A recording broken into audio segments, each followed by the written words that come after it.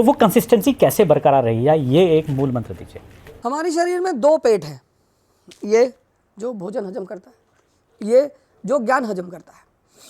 अब आमतौर पर हमारे देश में देखा जाता है, खासकर जो ह्यूमैनिटीज़ विंग के लोग होते हैं, उनके पढ़ने के आवर्स ज़्यादा नहीं होते। जैसे आपने 11th किया, 12th किया, ग्रेजुएशन किया, ग्रेजुएशन पोस्ट ग्रेजुएशन में आप हार्डली 2-2 घंटा पर डे पढ़ते थे, तो 5 साल आपकी पढ़ाई सिर्फ 2 घंटे होती थी। या आप कह लीजिए कि एग्जाम टाइम में आपने 15 दिन 10 घंटे पढ़े, तो आपका यहाँ का जो हाजमा का लेवल है वो खराब है। अब जो आदमी साल में 10 दिन 15 घंटे पढ़ता था, वो जब वो चाहेगा कि मैं डेली 10 घंटे पढ़ूं, तब दिक्कत पैदा हो जाएगी, स्ट्रेस पैदा हो जाएगा, एक्यूमुलेशन पैदा हो जाएगा। अब उसके दो रास्ते हैं, एक पॉजिटिव रास्ता है, एक नेगेटिव रास्ता है। इसलिए आज हमारे युवाओं में नशा बहुत बढ़ रहा है, क्योंकि आपने तो 10 घंटा रोज डेली पढ़ा नहीं। अब आप एक दिन आप तैयारी करने आ गए और आपको 10 घंटा पढ़ना है, तो दिमाग क्या करेगा, किसी का 5 दिन, किसी का 10 दिन, किसी का 15 दिन बाद ब्लॉक कर जाएगा। सबसे प्यारा रास्ता, आप भस्त्रिका करें और कपालभाति करें। भस्त्रिका आपके मन को 10 मिनट के अंदर शांत कर देगा, सारा वेंट आउट, सारा स्ट्रेस, सारा फ्रस्ट्रेशन निकाल देगा। और शाम को उस आदमी से बात करें जो आपकी नेगेटिव बात को भी पॉजिटिव में बदल देता है। जैसे आपने अपने पिताजी को फोन मिला है कि पापा आज दिन भर बहुत मेहनत की। अरे बोले तुम सिकंदर हो यार, तुम्हारे लिए क्या मेहनत। क्योंकि लड़ाई में सिर्फ पैट करने से ऊर्जा मिल जाती है। और तीसरी बात कि आपके जो दोस्त लॉबी हो उसका टेम्परेचर समान हो। दोस्ती हमेशा टेम्परेचर के नियम पर होनी चाहिए, क्योंकि टेम्परेचर हाई से लो की तरफ जाता है। तो आपका टेम्परेचर हाई रहता है, आपके दोस्तों का टेम्परेचर लो रहता है, वो सारा टेम्परेचर आपका खींच लेंगे। तो एक योग, दूसरा परिवार या वो कोई ऐसा व्यक्ति जो आपको ऊर्जा देता है, और तीसरा आपकी संगत। ये तीन आपकी कंसिस्टेंसी को बनाए रखें। इतनी लॉन्ग आवर्स की स्टडीज़ में एक मोटिवेशन बड़ा इंपॉर्टेंट है कि आप कंसिस्टेंटली जब इतनी देर बैठते हैं तो कई बार आप झुंझला जाते हैं या बोर हो जाते हैं, बोरियत आपको महसूस होने लगती है। ऐसे में वो बच्चा या फिर तैयारी करने वाला जो प्रशिक्षु है वो कैसे मोटिवेटेड रहे towards the goal of becoming an IAS और आईपीएस? मोटिवेशन तो खैर आजकल एक नई धारा बन गई है। आग होती है, आग। जैसे अम्बेडकर जी को आग है, तो वो क्लास के बाहर भी बैठाए जाते हैं लेकिन पढ़ते हैं। तो जिनके अंदर आग है उनको तो मोटिवेशन की जरूरत नहीं, वो रो गा के खुद से ही अपने आप को मोटिवेट करते हैं, सेल्फ मोटिवेटेड रहते हैं। लेकिन कुछ लोग ऐसे होते हैं, जैसे मेरी एक स्टूडेंट है निशा भिवानी से, उसके बाबा ने बड़ा रोल प्ले किया। वो खुद उसके साथ 10 घंटे बैठ के पढ़ते थे। आए थे मुझसे मिलने, मैथ्स के टीचर थे इंटर कॉलेज में, तो खुद पढ़ते थे खुद। तो जब वो सोती थी या निराश होती थी तो उसे कहानी सुनाते थे। टीना दावी की माता जी ने भी यही किया। अभी इस साल एक लड़की है सुरभि सिंगला, 75th रैंक है, तो उसने आते ही मुझसे एक बात कही कि सर मेरे भाई ने मुझे आईएएस बना दिया। मैंने कहा कैसे? कहीं सर वो डेली मुझसे आके एक बात कहता कि दीदी तेरा तो आईएएस हो रहा है, तू तो लगती ही आईएएस है।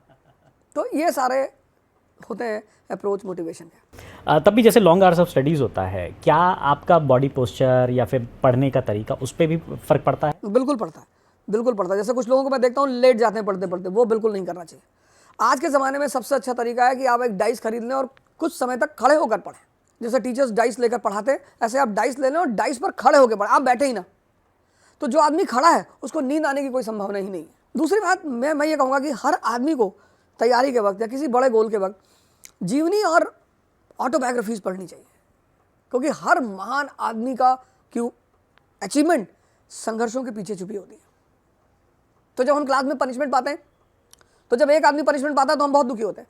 जब पूरी क्लास पाती है तो हमें कोई दुख नहीं होता कि हम अकेले थोड़ी मारे जा रहे, सब मारे गए। ऐसे जब हम जीवनी पढ़ते हैं तो हमें लगता है हम थोड़ी अकेले संघर्ष कर रहे हैं, सब ने किया था। तो वो एक बड़ा स्ट्रॉन्ग फैक्टर बन जाता है। कई बार संगत या फिर सोशल मीडिया हो गया, दोस्त यार हो गए, उनसे आप डिस्ट्रैक्टेड भी हो सकते हैं। तो वो डिस्ट्रैक्शन को कैसे टैकल किया जाए, कैसे एक वो बैलेंस बनाया जाए कि अच्छे लोग पास रहें और बुरी चीज़ों से दायरा में बनाया जाए?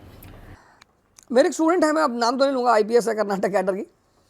तो मैंने उससे एक बार पूछा, मैंने कहा तू हमेशा खुश रहती है क्यों? तो बोली कि सर मुझसे कोई बात नहीं करता। तो मैंने कहा ऐसा क्या कर दिया तुमने कि तुमसे कोई बात नहीं करता? तो बोली कि मैं क्या करती हूँ कि मुझे पता था कि मैं पढ़ूंगी, मुझे डिस्टर्ब करेंगे, परेशान करेंगे, ऐसा करेंगे वैसा करेंगे, तो मैं कभी कभी अपने घर में अपने ही बाल आगे करके चिल्लाने लगती हूँ। लड़कियां करती है ना गाँव में, तो कहीं मेरे घर में एक फियर फैक्टर डेवलप हो गया कि इसके ऊपर कुछ सवार है। तो मैंने दूरी बना ली। एक मेरा स्टूडेंट था 2014 में, कहा कि सर जो भी मेरे पास ज़्यादा आता था मैं उससे पैसे मांग लेता था कि भैया 5,000 रुपये दे दो। अगले दिन बंदा आया ही नहीं। एक लड़की थी, वो सिंदूर लगा के आती थी कि किसी को क्लास में लगे ही ना कि भैया यहाँ ऑप्शन भी है। तो ये तो स्मार्टनेस है व्यक्ति की। जैसे कृष्ण भी उसी समाज में है, बलराम भी उसी समाज में है, लेकिन कृष्ण को कुछ भी प्रभावित नहीं करता। ये उनकी स्मार्टनेस है, तभी तो वो भगवान है। तो दुनिया, ये समाज, ये दुनिया, ये तो आपको चुनौती पेश करेगी ही। आपकी योग्यता है तो आप इससे निकल के दिखाओ।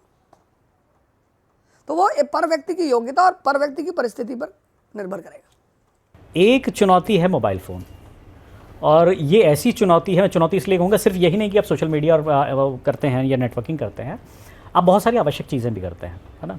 आप ऑनलाइन पेमेंट्स करते हैं, आप बहुत सारे डॉक्यूमेंटेशन का आदान प्रदान करते हैं, लेकिन कोई सोल्यूशन आपके लिए कब खतरनाक बन जाए आपको कुछ पता नहीं रहता।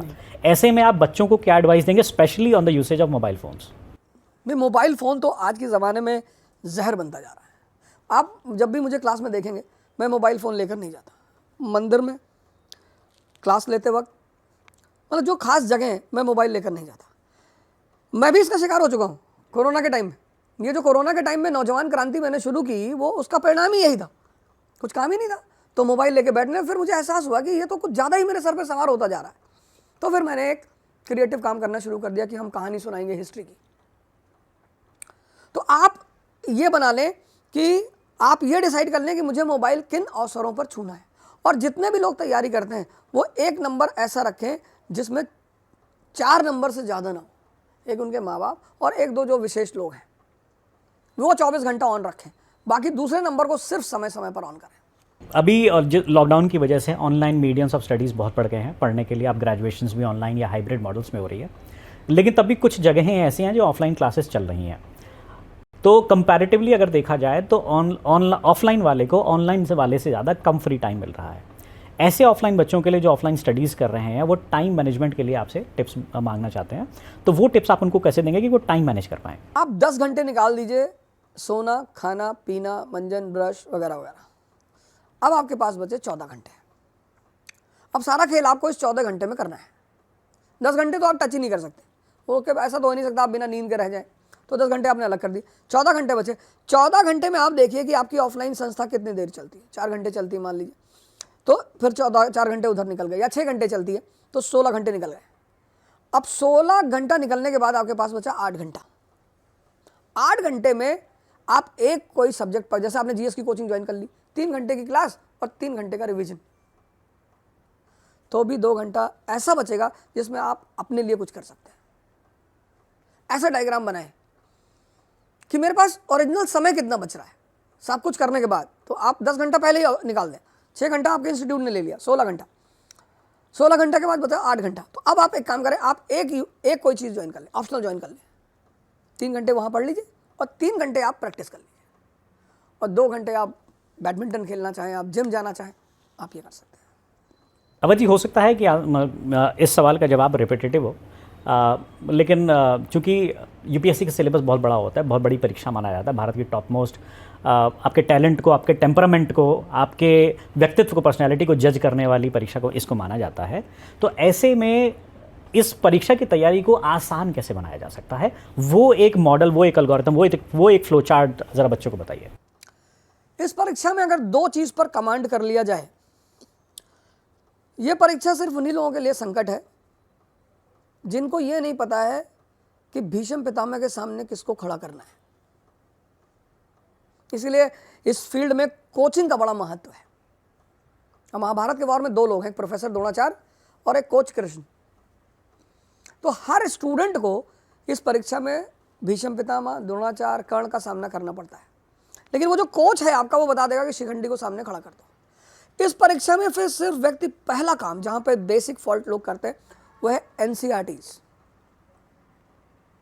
बेसिक्स। इकोनॉमी, हमारे देश में ह्यूमैनिटीज 90% लोग 10th में छोड़ चुके होते हैं, 90%।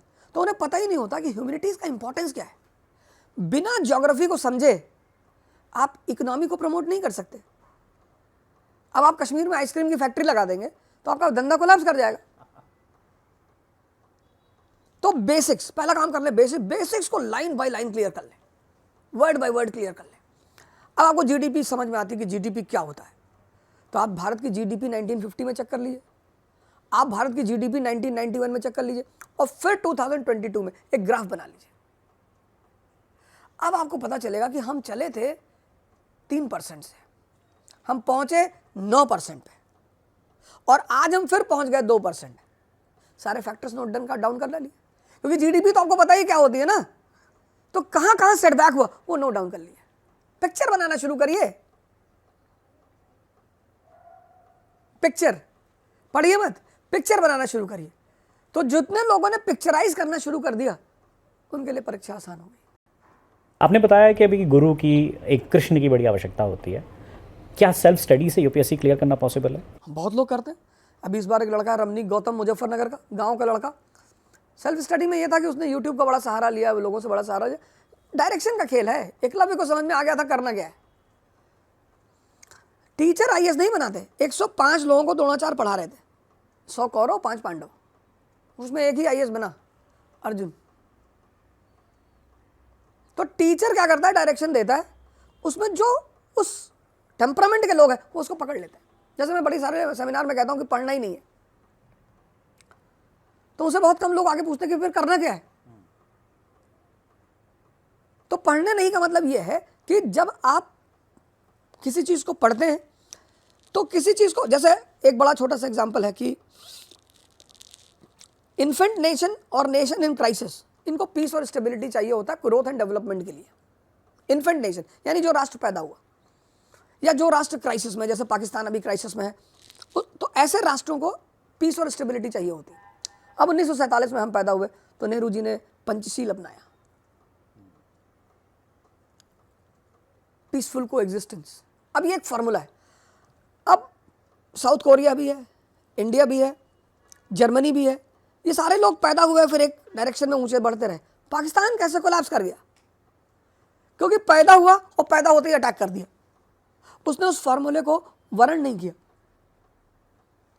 47 में पैदा हुआ, 48 में भारत पर हमला, 65 में भारत पर हमला, 71 में, तो जिस ऊर्जा को उसे अपने विकास में लगाना था वो उसने वॉर में लगा दिया। तो हमें पता चला कि अच्छा ये फैक्टर्स होते हैं। मतलब इस तैयारी का मतलब सिर्फ इतना है, अपनी सोच का विकास करना,